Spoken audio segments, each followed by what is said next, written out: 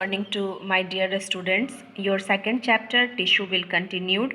पिछले क्लास में हमने पढ़ा था क्यूबॉइडल इपिथेलियम के बारे में, और epithelium basic of cell shapes के आधार पर एक इपिथेलियम बच गया था जिसका नाम है कॉल्यूमनर इपिथेलियम।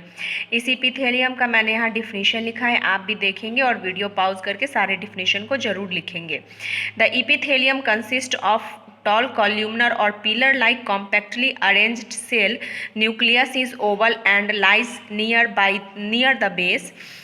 यानी इस इपिथेलियम में क्या होता है कि जो लंबे कॉल्यूम पिलर लाइक स्ट्रक्चर के टिश्यू पाए जाते हैं और ये एक दूसरे से बिल्कुल कॉम्पैक्टली अरेंज्ड रहते हैं, और न्यूक्लियस क्या होता है, बेस में होता है इस पिलर लाइक टिश्यू के। Okay, it occurs in stomach, ये स्टोमक में पाया जाता है, इंटेस्टाइन में और ग्लैंड्स में पाया जाता है, और इपिग्लोटिस में भी पाया जाता है। Clear?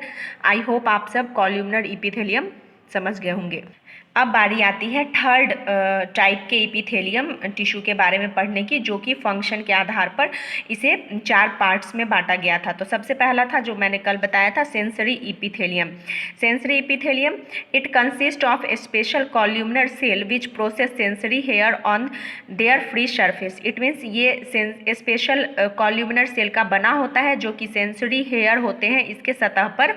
The epithelium picks up external stimuli, यानी ये बाहरी उत्प्रेरकों या बाहरी कारकों को रिसीव करता है with the help of its air, और अपने हेयर के द्वारा उनको रिसीव करता है। जैसे ऑल्फैक्टरी इपिथेलियम, तो ऑल्फैक्टरी इपिथेलियम हमारे स्किन में होता है, ठीक है, हमारे स्किन पे भी बाल होते हैं, और टेस्ट ब्लड्स पे बाल तो नहीं होते हैं, लेकिन फिर भी वो सेंस ऑर्गन है और उस पर सीलिया पाए जाते हैं। नेक्स्ट है जर्मिनल इपिथेलियम। तो नेक्स्ट जो है जर्मिनल इपिथेलियम, तो ये तो मैंने कल ही बता दिया था कि इसका सिर्फ गैमेट निर्माण में काम होता है। तो germinal epithelium it's occurs in gonads, यानी सिर्फ ये गोनैड्स में पाए जाते हैं। टेस्टिस मेल में कहाँ मिलेगा, टेस्टिस में, और फीमेल में ओवरीज में। The epithelium consist of cuboidal cell, ये क्यूबाइडल सेल का बना हुआ होता है।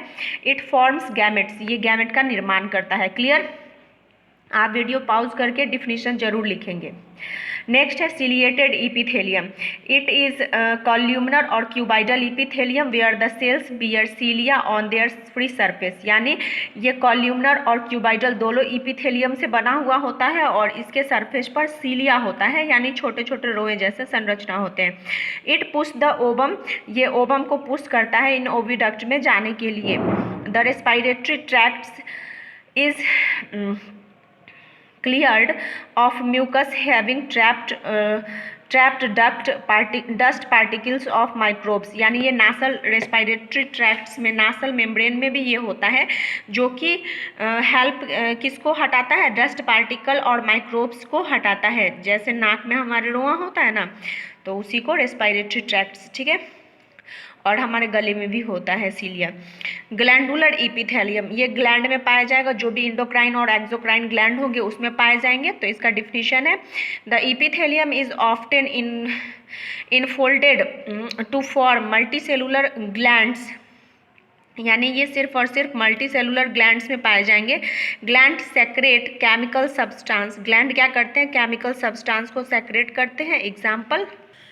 एग्जाम्पल स्वेट, यानी यहाँ से निकलेगा वह स्वेट, पसीना, तो स्वेट ग्लैंड से निकलेगा। ऑयल ग्लैंड से निकलेगा। एंजाइम और हार्मोन वो कहाँ से निकलेंगे, तो ग्लैंडुलर इपिथेलियम से। क्लियर?